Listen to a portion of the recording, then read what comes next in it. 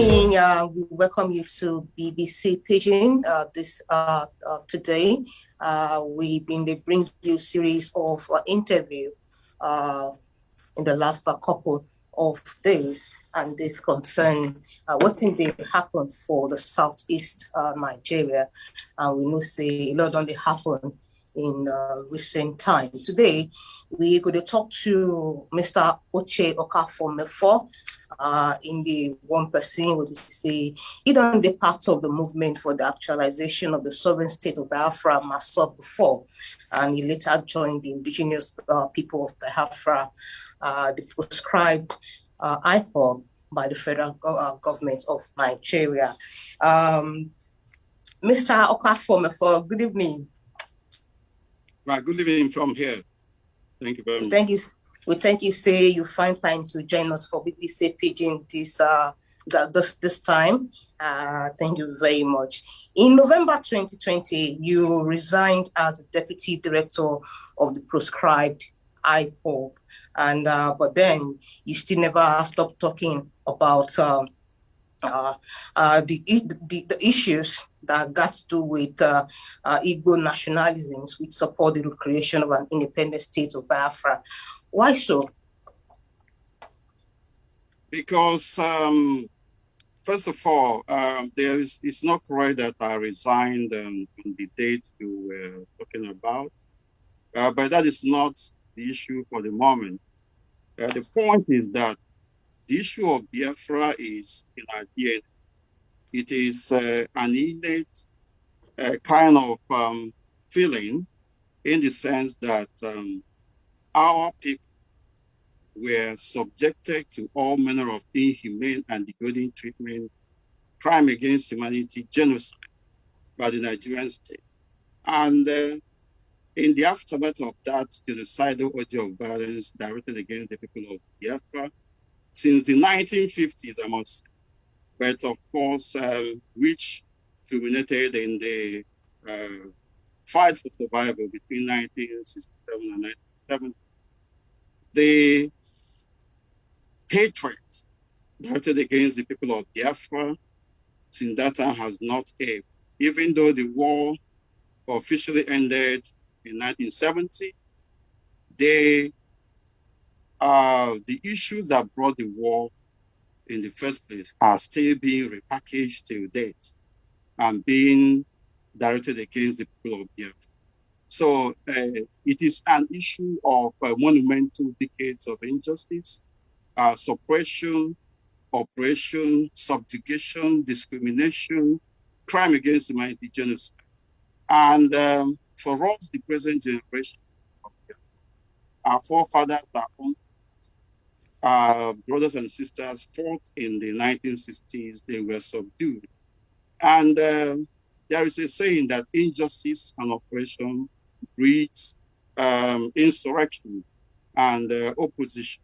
And so this is the situation where we are today. The issues that led to the war are still being repackaged in so many ways, social, politically, religiously, and otherwise.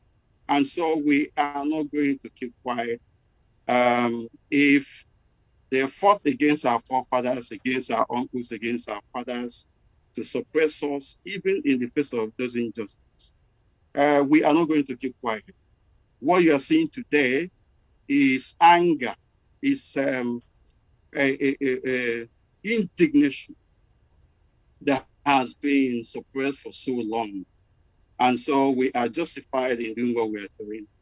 Biafra must be restored. It doesn't matter how long it takes, because millions of people have been subjugated to this slavery. Millions of lives have been lost. And there is no justice as we speak. Nobody has been held accountable. All the war criminals who perpetrated those crime against the people of Biafra are still roaming the street today, and they are having stranglehold as we speak. So injustice, as long as it remains and directed against the people of Biafra, and especially this present generation, cannot be stopped under the carpet. And so we're not going to stop until Biafra is restored. Thank you very much. So you feel say waiting with the witness now for the Southwest be something where you feel say we help the call for the state of Biafra. Do you think?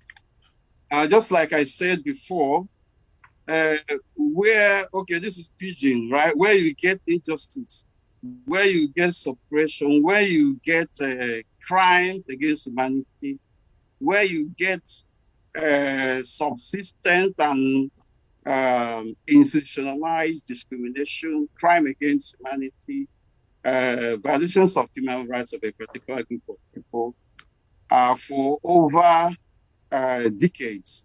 It is a monumental crime against humanity. And so it doesn't matter how we go about getting Biafra this time around, because it appears that the Nigerian state is not being fair to us. There is no law and order. There is no rule of law as we speak. There is selected or selective treatment of people of Biafra, albeit in a negative and highly discriminatory manner, while others are being treated favorably. And so when there is injustice, like I said, we don't begin to ask the victims how they are going to react. And so we are starting on doing something in this direction, believing, of course, consciously and strongly as well, and courageously, that Biafra will be restored in long. It doesn't matter how we are going about, but we must as well organize ourselves. And by the special grace of God, this generation of Biafrans will restore Biafra. Thank you. Okay, make I have you say, you did concern or say you worried about the series of coordinated attack we say and then they carry out on security agencies and federal institutions in the Southwest. You did concern or they worry you? Right. If Nigeria has been a society where there is law and order, where there is the rule of law, where there is justice, equity, and fairness, I would be very much concerned. Of course, as a human being and somebody who believes in maintenance of law and order, I am concerned about violence. But if you look at the causes of all this violence, the causes of all this violence, it is going back to what I have said as a result of monumental decades of injustice, subjugation, slavery, and servitude to which the people of Biafra have been subjected. They suppressed our fathers, they suppressed our uncles, and they forced us to, to be reintegrated into the Nigerian state, albeit in theory. But today, all those things that led to the war, where the worst genocide in human history after the Jewish Holocaust was committed, they are still being repackaged socially, politically, economically, and religiously and otherwise against the people of Biafra. And so, as long as this injustice persists, you don't, ask people how they're going to react. I mean, the victims. However, as a people who believe in the rule of law and the maintenance of law and order, we urge our people to organize us and conduct ourselves in a more civil manner. But again, if the state, if you look at it from another perspective, we have been law abiding, we have been doing everything we're doing according to established extant laws, even in Nigeria and in Biafra. But again, there are people who are not keeping to the law. These people are criminals. When you commit crime, you become a criminal. When you go against the law, you become an outlaw. And so the people from northern part of Nigeria, especially the Fulanis, who are having a strong hold on the Nigerian top echelon of political power today, are of course not doing it in good faith. They protect their own people, they arm them, they support them, even those in the military. They go about giving them protection and they continue to kill our people. and nobody is there to speak for us, because to them, we are conquered people. And so if this continues, where there is no appetite on the part of those in power to apply equity and fairness and justice to all, then the people will have to react, especially those who are feeling when their lives subjugated, trampled upon, victimized. The first group of people within the Nigerian state who are supposed to be complaining are the Biafrans, but they are making us to be victims. I mean, they're making us to be the perpetrators, whereby the perpetrators are now being regarded as the victims. We have been treated so unfairly. We have been subjugated to all manner of slavery and servitude, and people, conscious people around the world are, of course, in the know of it. You talk about IPOB in the last few years. A lot of injustices have been meted out to the people of Biafra under the platform of IPOB and under different groups, pro-Biafra groups like MEfor, and nobody is actually out there to, protect our interests or to make sure that justice is done. The right to self-determination is a human right, and as such, we are not going to back down. What we are doing is in line with. Okay, make I quickly cast your mind back to wetin happen in Owerri, Imo State capital, on Monday, where we get unknown men attack police headquarters and also a correctional facility, and they free about over 1,000 inmates. Where we say then key people where then don't convict, say then be criminals, and this unknown gunmen attack this correctional facility and free them. How you think say this go affect the society, the Southeast as a region, with with over 1,000 inmates? Will be say they don't convict them, say they be criminals out on the streets. You think say this go free help the whole call for the Biafra nation? Like I said before, if Nigeria is a country or a state where there is law and order and where there is safety, everybody will be very, very mindful of how they conduct, regardless of the lawlessness in different places in Nigeria. The people of Biafra have been conducting themselves in a more respectful and law-abiding manner.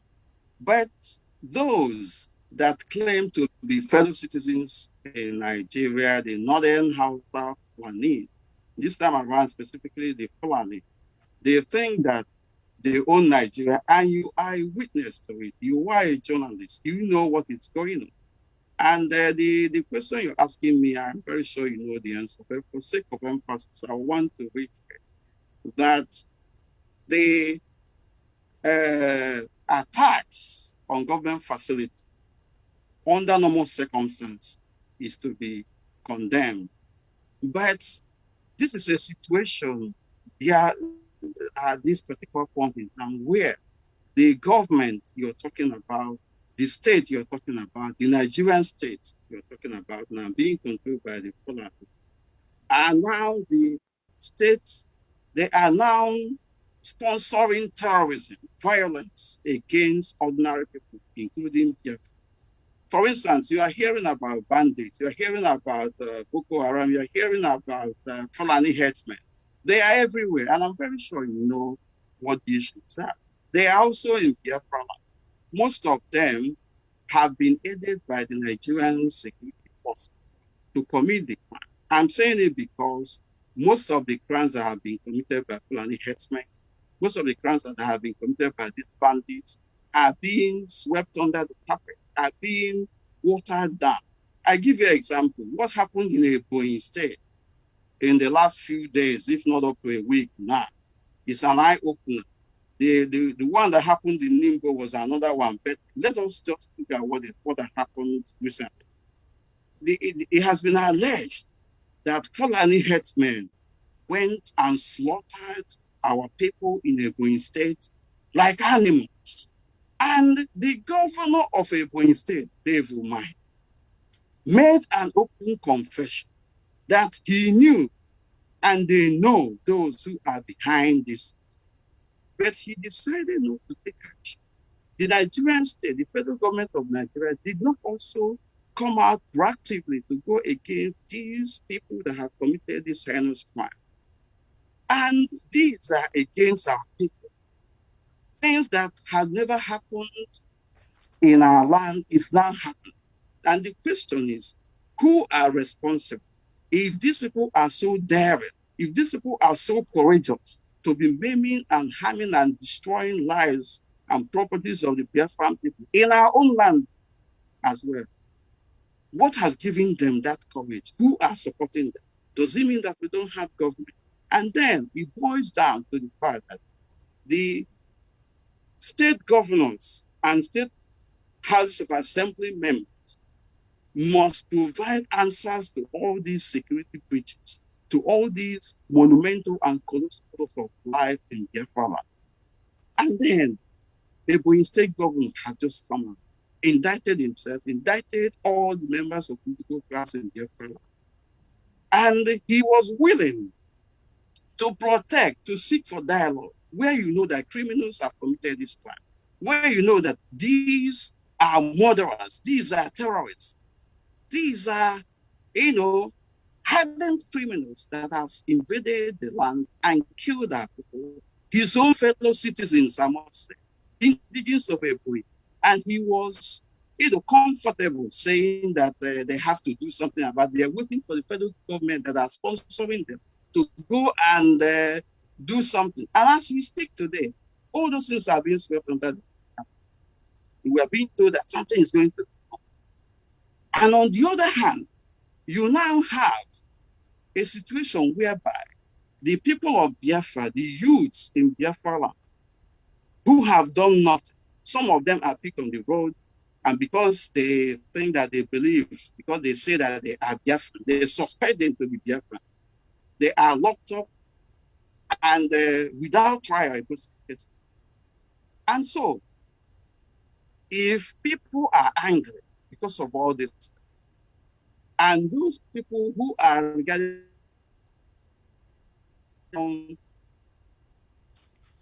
out of anger and indignation went to the prison to release those who are in prison. I mean, I don't know who are whereby our governors and elected representatives are protecting Fulani herdsmen who are killing us in the land.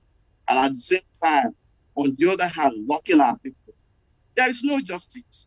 There's no. So are you saying that perhaps those who this unknown gunmen release say they no be criminals? Is that what they talk? Criminals in what state? Can you give me a definition of criminal? Make it just describe. If then convict them, which means say they don't convict them, send them to prison. That means they don't do one kind thing, we make them be criminals. So if then they prison, it means say they don't convince them. Okay, I now understand you. So how about Fulani herdsmen? How about bandits? No. I won't make you answer that question. Say, you think say people will be say then they prison and the people where this unknown them with them free. You think say they're not be criminal. They're not supposed to that prison in the first instance. The question of whether they are criminal or not does not arise here. Where injustice is the order of the day in the Nigerian state. And they don't convince them. Not be why then they prison be that. That is what I'm saying to you now. That where injustice prevails in the society and where there is impunity everywhere, you don't ask the victims who are the receiving end how they are going to react. The question, I painted a scenario now where Fulani herdsmen in Ebonyi killed, slaughtered human beings in a more despicable and horrible manner. And a sitting governor was there pleading for peace. A sitting governor confessed to knowing those who were behind it, but he decided not to do anything and was waiting for federal government of Nigeria. But if it is about the people of Biafra, the youths in Biafra, they will round them up and put them in prison or even kill them. So you need to understand the enormity of the problem here. I have said that if Nigeria is a place where there is rule of law and there is sincerity on the part of the government to make sure that the rule of law prevails and that there is equity and justice, then I will be giving serious consideration to that. However, you need to understand that right from time, I am one person that believes in law and order. I believe in equity and fairness. I believe in following rules. So many of us believe in that. But those who are rulers, who are supposed to be custodians of that rule of law, are the people messing up everything, turning everything upside down. And then injustice in the process continues to perpetrate.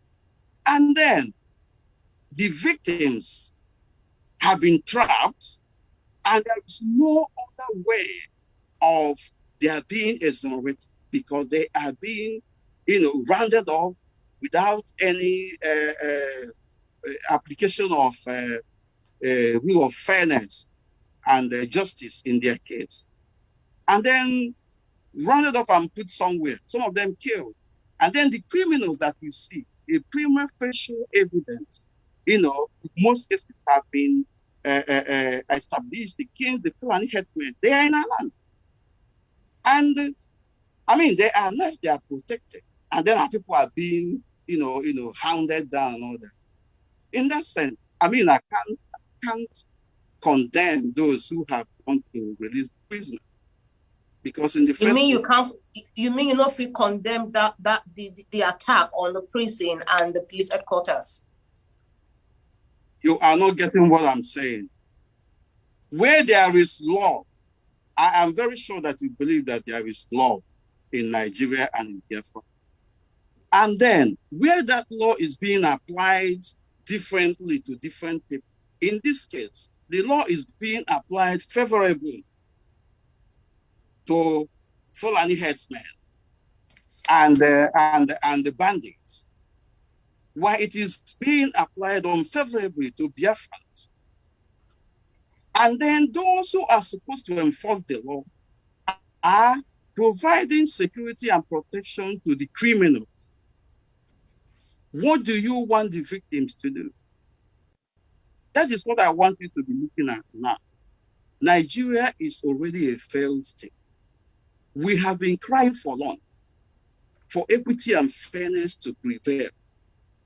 So if people in anger, if people out of indignation, out of long feeling of suppression and oppression, go about liberating themselves, you don't have to, nobody has control over it. And I want to say something here. We have said things on air, we have written things, we have granted interviews, we have called on the Southeast government and Southside governments to live up to their responsibility, especially in the aspect of protection of lives and property. We also even went ahead to give them an example of the Ududuwa governors, what they did. Because the Southeast governors will always give an example that even though that they are called chief security officers of state, that it is the Inspector General of Police, that it is the presidency that controls the security. But that is not true to an extent, because there is some form of symbiotic relationship between the state and the federal government. Otherwise, why will the governors have securities attachments? Why would the state have some level of authority to form their own security outfit? So there is no sincerity in all this. The Yoruba politicians came together, passed a law, established a regional security. On the other hand, the Southeast governors are hypocritically telling people that they don't have such power to do that. And then Inspector General of Police waded in. And in the process, lives are being wasted. People are being killed. Lawlessness is being perpetrated. And then, just recently, like I told you, Fulani herdsmen invaded Biafra. They killed, they maimed, they destroyed lives, slaughtered human beings like animals. I'm very sure that you are aware of it. And a sitting governor that we expect to pretend, to stand his ground and make sure that the perpetrators are brought to justice was there speaking with both sides of his mouth. And then you expect ordinary citizens of the state or the region to keep quiet over the whole thing. It's not fair now. You know they're fair. In all of this, make I ask you, so what do you feel, what do you think say could be alternative options would be available to the people of the region, to say drive home their demand aside the lawlessness, the attack on police stations, on federal government institutions and all of that. What do you think say could be another alternative where they fit use to drive home their demand? You mean the demand for Biafra restoration? Yes, apart from violence. We don't subscribe to violence as a matter of fact, but we subscribe to self-defense. When our lives are threatened, when we have the right under the law, both domestic and international law, that is one. The second aspect, when genocide has been committed against a group of people and there is no appetite or indication on the part of the perpetrators to back down. And as a result, the people are also being subjugated to even further heinous crimes and subjugation and oppression and injustice. The only thing left for those people is to seek for their separate existence. And that is what we have sought. And that is what we are demanding. The only way forward is for the people of Biafra to live in their home. And if the Nigerian state does not accede to the demand, it's just a matter of time. What you are seeing now is just a tip of the iceberg. Because if the injustice continues, the Nigerian state will implode. It's as simple as that. And I'm very sure that if you look at what is happening conscientiously, you will agree with me that our people have been treated so fair. We are being treated like animals. Biafran lives don't matter anymore as far as Nigeria is concerned. And so let these people not use the pretense of state or state sovereignty and all that to continue to subjugate a cross-section of people. As a matter of fact, the Nigerian sovereignty it has been called into question because the indigenous peoples in different parts of Nigeria have been killed, maimed, suppressed. And top on the list are here. When a state, in this case Nigeria, let me take it from the lawful or legal aspect of it. When a state, as a result of her territorial claim to her sovereignty, territorial integrity, continues to violate the rights of a cross-section of a population, continue to sustain human rights abuses, continue to kill, to maim, and suppress, and to prevent the people even to exercise their right to internal self-determination, like allowing them to, freely participate in the affairs that affect them as a people. And this has been sustained and entrenched in the system. Then time will come when that state will have no right anymore to have claim to her territorial integrity. As we speak today, a lot of atrocities have been committed, a lot of injustices have been committed, people have been murdered. Nigeria is a failed state as we speak. So every indigenous people, including Biafra, have right to self-determination. We are not seeking it through war. We are not seeking it through violence. We are just asking that the people of Biafra are allowed through referendum to decide whether they are supposed or whether they are whether they want to still continue in the Nigerian state. As we all know, we were not consulted when Nigeria was concocted. Okay, thank you very much, Mr. Okafor Mefor. We go on a short break now, because we try to fix your audio, in like saying they cracked small, but we'll come back and say less than 1 minute, that's less than 59 seconds now. Just the journal, this is BBC Pidgin. Don't go anywhere, we'll come back.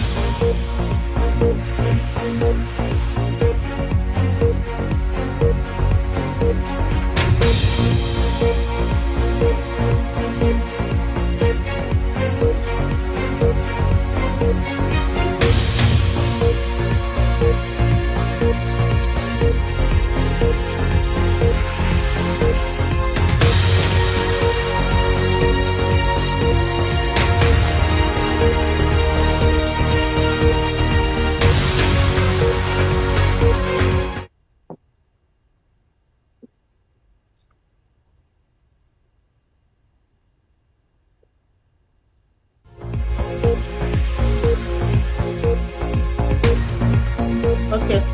Thank you. Welcome back, Mr. Uche Okafor Mefor. Can you hear me? Thank you very much. Yes, I can. Okay. Before we go on that short break, they tell us about how you think, say, the other alternative way the people they agitated for the nation of Biafra a few years. They also mentioned the fact that what did they call them? That law favors bandits and criminal herdsmen. But I want you to say last week the top person for the president Gabashir said on one live TV say hundreds of bandits they don't arrest them and they go soon face prosecution. I say you go still talk say law they favor these bandits and the criminal herdsmen. Yes, let me tell you something. You are talking as if you know the Nigeria. They talk as if you know the Nigeria. Or like say, they see within there. Don't mind Garba Shehu. Don't mind the Fulani politicians who are having a stranglehold on us. This is what they are saying every. They have been saying this thing over and over and over again. They will want to play to the gallery. They will come for public. They fit even show you the people where they arrest. But those people, when they put them inside, they're enjoying themselves. So we are no longer going to be cowed or deceived. There is no sincerity on the part of those who are running the affairs of Nigeria. So Garuba Shehu is playing a political game. He's deceiving those gullible that he thinks that he will deceive, but not us anymore. Because starting from Boko Haram, there are a number of Boko Haram terrorists arrested. But for them to present themselves as if they are complying with the requirements of international law and with the ICC mandate, they try to bring those people to court. When they bring them to court, they will exonerate them or even integrate them into the society. Haven't you seen where an army general was talking about bringing back Boko Haram terrorists into the society? And these are the people who are recruited into the army, and they go about many people. And I will still go back to what we are talking about. It's very fresh in our memory. And it's still running. I mean, that is the top story now. An unfortunate one indeed. The killings in Ebonyi. If Gao Bashir is sincere to himself, let him show us the people that killed our people in Ebonyi. Even when governor of Ebonyi State said that he knew or he knows those who were behind him. Have you seen anybody arrested? Have you seen anybody brought to court? Have you seen anybody brought to justice? So these are the same old stories that we've been hearing. What we are saying here is that this injustice has been perpetuated not once, not twice. It has been entrenched. It is now part of the Nigerian state. And so the people are angry. The people of Biafra are justified to sometimes react angrily and try to extricate themselves from an unjust system. And take this, as a mark of emphasis.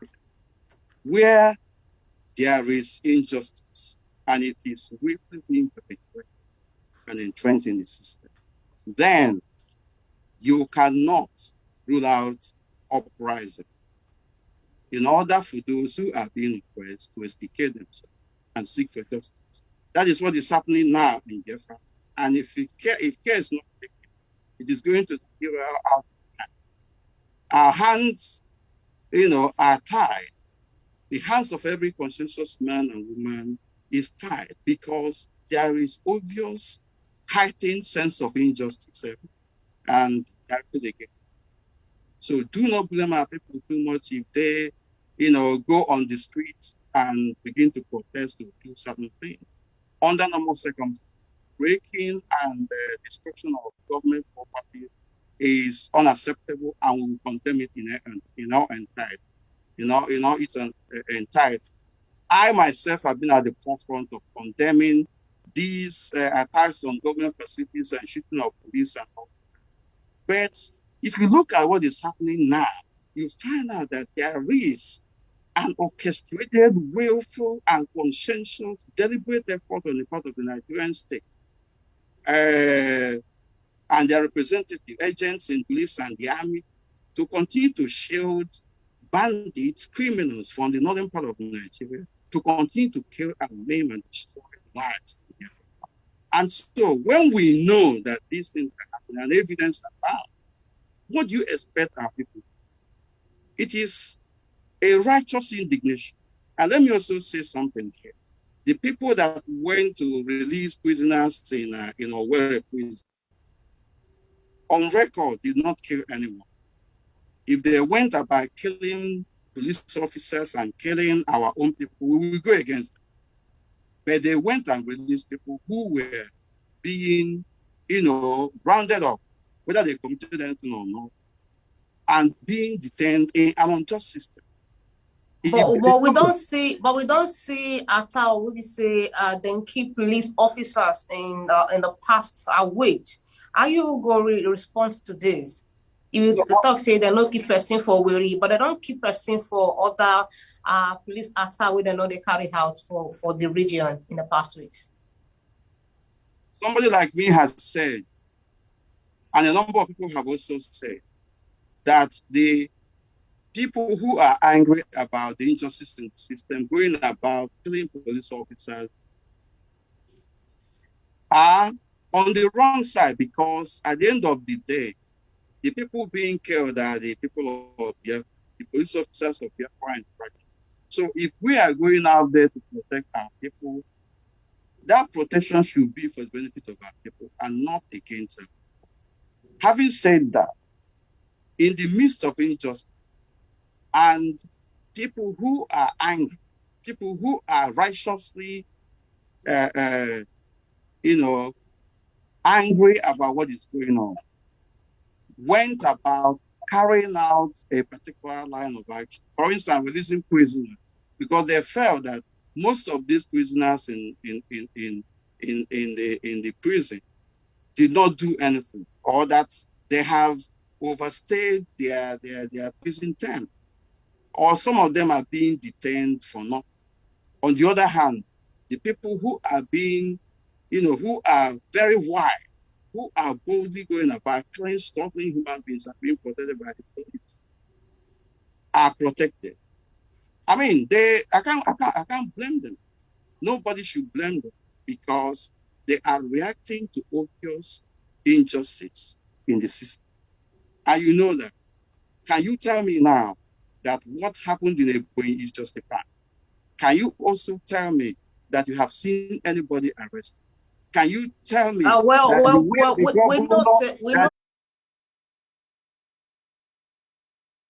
the way the governor conducted himself is the right thing to do? Why is it Mr. Uche Okafor, mefor, we know say the vice president Yemi Osinbajo visit Ebonyi State after the attack, and they don't say they will carry out investigation and make sure say the people way they behind the attack then punish them. I feel we're going to wait to see how this come out.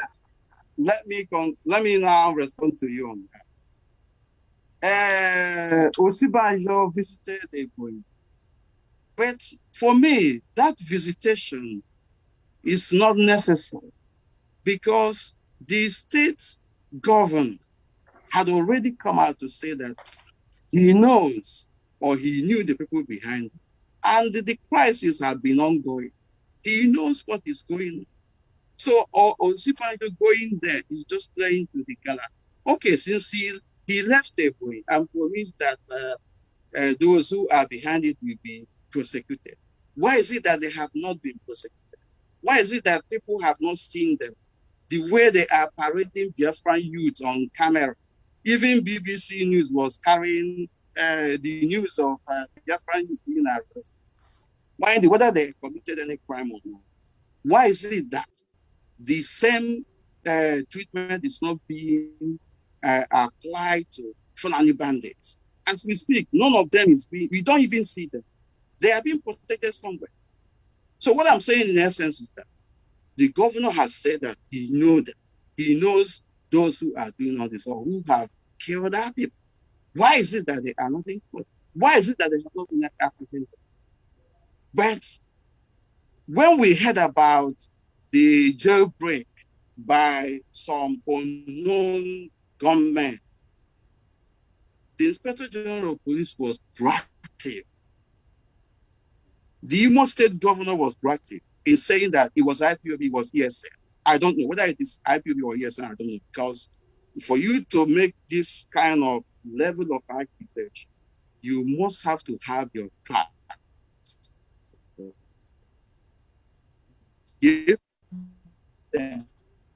But women say that are actually the people. And as we speak, they have not been very proactive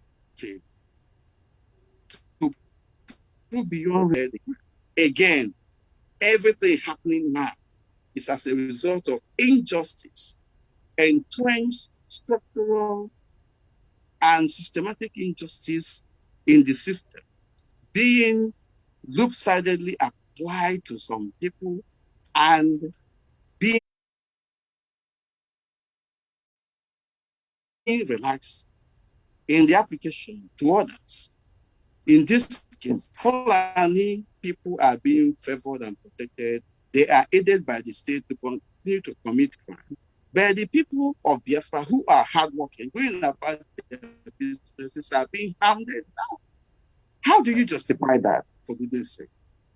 And that's why they ask, say, they worried, say that the kind implication this whole action, this whole attack fit gets on the socio-economic life of the people, especially and the political fortune of the Southwest in future election. Because we know, say, Yoruba people will say, where two elephants fight, now the grass they suffer the most. What about the people of the of this state, of the region, where we say this thing they affect? Me, it is a dire situation that we have found ourselves. And our people, eventually, the ordinary people, if this snowballs into violence, uncontrolled violence, anarchy, and the people who are going to bear the brunt are the ordinary people, vulnerable people in society, even the rich as well. But I will place the blame on the doorsteps of the elected representatives in Biafra. The governors, the Southeast governors, including Southside governors, they have not done enough. They have failed the people. They should be answering this question. If there is breakdown of law and order in our region, these governors and state House of Assembly members must be blamed. They have to provide the answers and solutions. And they have it at their doorstep. They have it on their path. The solution to this problem are before them. But most of them are playing politics. A number of them are clamoring for 2023 presidential election, which may not even come to be. A situation whereby you are selfishly pursuing your own interests over and above the collective interests of your own people. It then means that you don't have the interests of the people at hand, and that you are not in the position to protect the people. So you better get out of the way. Let people who have the interests of their own people at heart go in there and do the needful. There is nothing that prevents the Southeast governors, for instance, and even the Southside governors from jointly coming up with a law passed in their various houses of assembly with reference to protection and security, a unified security system for protection of lives and property, with rules and regulations. You know, if there have been rules and regulations, I don't think that the loophole that has been created that is now giving rise to these violence, to this insecurity would have arisen. They have not done their work, and they must live up to their responsibility or live to see the consequences that may befall everyone. These are avoidable consequences, avoidable calamity. The Southeast governors, the Southside governors must get their acts together. The state houses of assembly members in these states, in these regions, must get their acts together. If the white government and House of Assembly members can come together and come up with a unified security architecture or program for the protection of their own people, why wouldn't the Southeast and Southside counterpart do the same? Who is deceiving who? So if people are killed today, if people are subjected to all manner of inhuman and degrading treatment, if there is insecurity, if there is breakdown of law and order, in our the governors and the state House of Assembly members must be held accountable, and they know that they have not performed. It is either that they do the right thing for the interest of generality of our people, or they get out. That is good about it. So if you are saying this thing, we are talking about lawlessness, we are talking about breaking of law on the one hand. You also have to talk about those who have the responsibility of, in the first place, bringing in the law, enabling law that will regulate the activities of it. In the real sense of it, there is no law. So which law are you going to keep or adhere to? I So just want to say the state where Mr. Uche Okafor Mefor they refer to as Oduduwa and the southwest region of Nigeria. You say in them they refer to as Oduduwa governors, the southwest the governors in the southwest region of Nigeria. Let me quickly ask you this question. Say, how best you think say federal government fit and do this wahala with the happen everywhere, especially in that region where you come from? if you ask me, a lot of water has passed under the bridge. A lot of injustices have been done. People are now angry. It is now not now the responsibility of the government to make up, to make preparation, to do the right thing, and to apply the law equitably and justiciously as well. Otherwise, what people are going to see in the next coming of months and even years ahead will be unimaginable because people are angry. A lot of people have been suppressed. If you subjugate people to unimaginable oppression, there will be a time when they are afraid of you, and when they see that there is no end in sight of the oppression, they will rise up. And so it goes back to what we are saying, that injustice breeds or uprising. Injustice and oppression breeds uprising. That is what is happening now. And it may snowball into popular revolution. And at that point, you may not even see the state, the government we're talking about today. So the earlier these state government officials, the state heads of assembly members, the federal government of Nigeria do the right thing, the better for them. Already, so many lives have been lost, and there must be reparation, there must be justice, there must be equity and fairness applied in the system, because there are no, it can't continue to regard a group of people as slaves and then others as love and order. It cannot continue. If Nigeria is to be an egalitarian society where there is rule of law, where there is equity and fairness, why is it that the law is being applied favorably to the fallen and then applied unfavorably to others, especially their? These are the questions we need to be asking.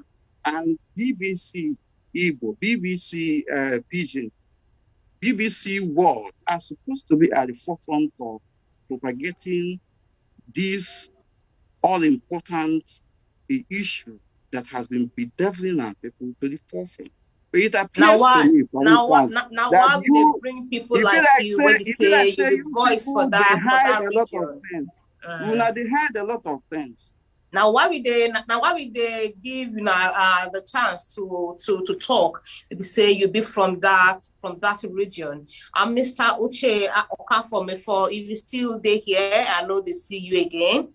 And yeah, if you just join us, this now BBC Pidgin, we they touchlight the matter with the happen for the southeast Nigeria and the past a few months or few weeks now, and we get Mr. Uche Okafor Mefor on the program where we then talk about what in the happen for the region scene in the last 40 minutes or thereabouts, and then they share with us what in things say feel happen and how federal government fit solve this or menace where they happen. Mr. Mefor, I'm not so sure you can still see us. Maybe like say in the get network issue from end. We will go on another short break now. We'll come back. We'll quickly round up this program and see see when he's back.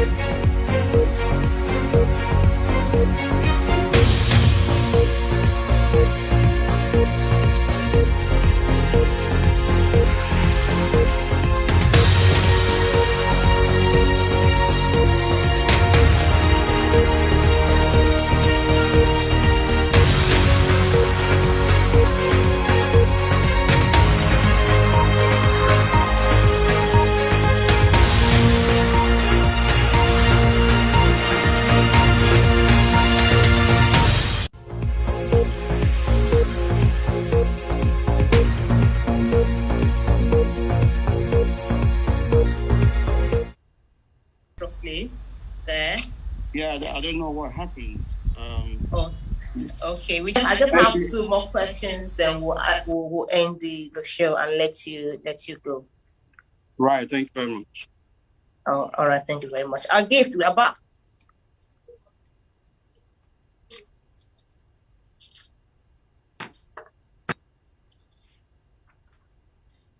Okay, we just the join of this now BBC Pidgin. We don't come back and we don't stay on top of this program with Mr. Uche for mefor since about more than 45 minutes now. We made the touchlight with that happen for the Southeast and in the share with us with the think Nigeria government fit do, with think the governor for the Southeast and the South fit do, and we think everybody fit do together to make sure say this thing no go out of hand finally. I want to ask you before that shop break, say if you get chance, say you feed advise Igbo leaders now and how to manage this whole thing when they don't become too much for the Southeast. What's in your advice would be? My advice is you go this way. The governors, political class in Biafra land, they suppose no say that they represent the people, not themselves. And so they're supposed to listen to the voices of the people, the wishes of the people, but they're not doing it. They know they do it. And they know they do it. Now, I want to say that all members of political class, the governors, the senators, the state House of Assembly members, all of them who have political ambition, including those who are clamoring for 2023 presidential election, 2023 and all, they must jettison that ambition as we speak until they attend to the wishes and aspirations of the people, the needs of the people. Our people need security. They need protection. They need to be represented. Civil servants need to be paid. They have to take seriously the welfare of their own people more than ever before. They should be able to stand in the gap for their own people and say, no, this is what our people want. They should be able to tell their Fulani counterparts who are at the center that the people of Biafra, that the people of South, that the people of South South want a particular thing. They want a more equitable deal within the system. And until we sort this out, we are not going to cooperate with you. They should be able to do that. The state House of Assembly members, the governors must come together and begin to collaborate with reference to passing favorable economic law, regional law. They should be able to pass security laws. Protection for the people is paramount now. They should be able to commission inquiries into certain areas of grievance. The youths of Biafra are not smiling, and things may go out of hand. And when it happens, nobody will be there to be found. Nobody will protect. You take an example of what happened in Imo State, for instance, in the jailbreak. The army was there, very close to that place. It was a state police headquarters that people went, including the prison that is close to that place. And for several hours, nobody came. Nobody came out. There was no response in terms of protection of those properties. And now there is conspiracy that it was the state that carried out the attack in order to attack the people of Biafra or the Biafran youth, all manner of things, all the criminals. Whatever it is, these are signs that things are not okay. These are signs that the society is being turned upside down. It is a sign that our people are not happy. The governors, the state House of Assembly members of the political class must take seriously the issues that concern the people. They must listen. We want Biafra. We want autonomy. We want to be independent of the Nigerian state. If there is need for us to cooperate with the Nigeria or other parts of Nigeria afterwards, so be it. But our people have been killed enough. Our people have been suffocated enough. The human rights of our people have been trampled upon enough. And this time around, it is not even by outsiders. It is not only by outsiders, but our own people. Our governors have they have dealt mercilessly with us. They have encouraged impunity. They have encouraged oppression. They have encouraged all manner of human rights abuses. They have opened our back door, our defense to our enemy, and they have come in. And we are now being slaughtered like animals. And so the situation is such that there is this heightened feeling of the fact that we don't have those who are protecting us. Those who we are entrusting our protection in their hands are not there to protect us. The governors are not protecting us. The police are not protecting us. The state House of Assembly members are not protecting us. And so the people are now at the level, at the stage of taking proactive action to protecting themselves, finding a way to protect themselves. So if the governors and those who are supposed to protect us allowing our enemies to come through the back door to kill us, then we have the right to self-defense, to defend ourselves. And in the process of doing it, you know what happens. There could be all manner of breakdown of law and so, Okay. like I said, in the midst of injustice, uprising, Okay. and Very briefly, Mr. Mefor. I don't know if you Thank you hear very much. me. Mr. Mefor, very yes, I can hear you. Because we don't get too much time for our hands again. I want to make you talk about the appointment of the acting Inspector General of Police at the Usman Akali Baba. What do you expect going forward? Very brief. Too little, too late. This is just another way of elongation and continuation of the killing and subjugation and maiming of our people. It is the same old wine in the same kettle. Removal of a Fulani police inspector general of police, and putting another is the same thing. These people are carrying out the same, they are on the same mission to continue to kill and destroy our people. So you don't get any expectation. No, there is no confidence in the new inspector general. Okay, we don't have confidence. Thank you very much, Mr. Uche for mefor. Thank you for joining us this afternoon. I'm just the channel. This is not BBC Preaching. We don't come to the end of the show. My name is Jedilat Olawale. We're going to talk to Mr. Uche for mefor. Will be say be part of the for once in be part of the indigenous people of Biafra, IPOB, the proscribed group at federal government now. I think he'd be the deputy director of the proscribed IPOB then. He was. So thank you very much again, Mr. Uche for joining us this evening. Thank you very much. Thank you. Thank you very much. God bless. Thank you.